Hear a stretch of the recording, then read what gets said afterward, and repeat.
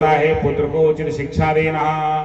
फिर उनका एक जो भी संस्कार होता है चले जाते हैं कहाँ, शांतिपन जी के यहाँ उज्जैन में। शांतिपन जी के यहाँ गए पढ़ने के लिए। 64 दिन तक गुरु जी की सेवा किया कृष्ण और बलराम ने। 64 दिन में उन्होंने सारहास्यम धनुर्वेदम धर्मान्याय पदान तदा सारी विद्याओं में पारंगत। ये उनका खेल है, कौतुक है कि जाके सहज श्वास श्रुति चारी कि सोहारे पड़ यह कौतुक भारी। ये तो खेल है।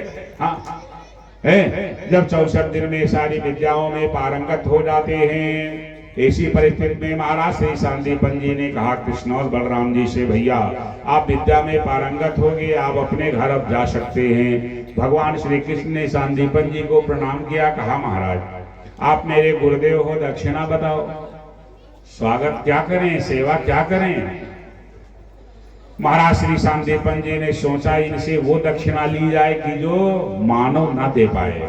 हाँ, भ्रम में पड़ जाते थे वो कि भगवान है कि मानव है, तो परीक्षा भी हो जाएगी दक्षिणा में। हाँ है कि ये है तो ये कौन है। तो एक शांतिपन जी का एक बालक था जो चला गया था समुद्र में स्नान करने के लिए, उसकी मृत्यु हो गई थी, मर गया था उसी बच्चे को मांग लें, भगवान होंगे तो दे देंगे, मानव होंगे तो नहीं दे पाएंगे। शांतिपन जी ने कहा देखो बेटा, मेरा एक बालक था जो समुद्र में गया था स्नान करने के लिए, लौट के नहीं आया, उसी को वापस ला दीजिए, हम आपको दक्षिणा से मुक्त कर देंगे। महाराज श्री भगवान श्री कृष्ण प्रणाम के, ठीक है गुरुदेव, ले लो परीक्षा भाई, और क्या है, अधिकार है गुरुदेव।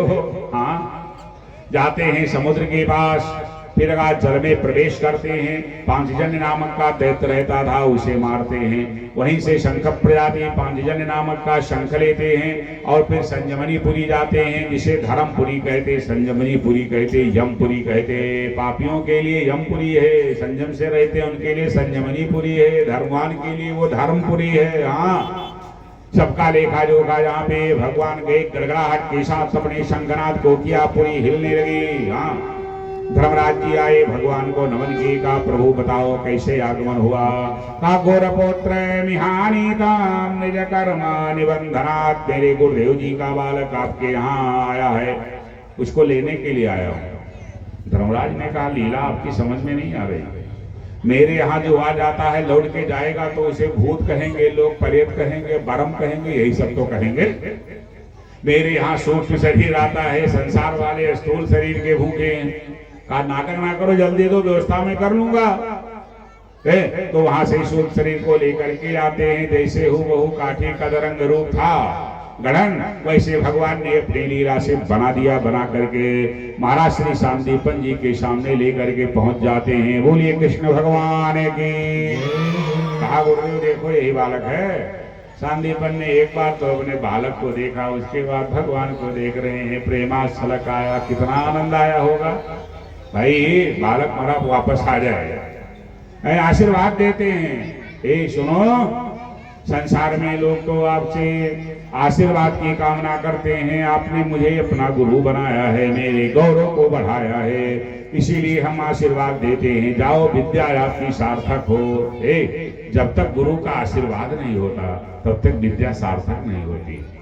माता पिता का जब तक हृदय से आशीर्वाद नहीं होता, बड़े बुजुर्गों का आशीर्वाद जब तक के नहीं होता, हाँ तब तक के वर्चस्व बन नहीं पाता है। इसीलिए सब ते सेवक धर्म कठोरा, सब ते सेवक धर्म कठोरा, श्री राम जय राम जय जय राम, श्री राम जय राम जय जय राम, श्री राम जय राम जय जय राम, श्री राम जय राम जय जय राम। श्री शांतिपन जी आशीर्वाद देते हैं, जाओ बेटा, ऐसी दक्षिणा संसार में ना किसी ने दिया है और ना कोई अब दे पाएगा।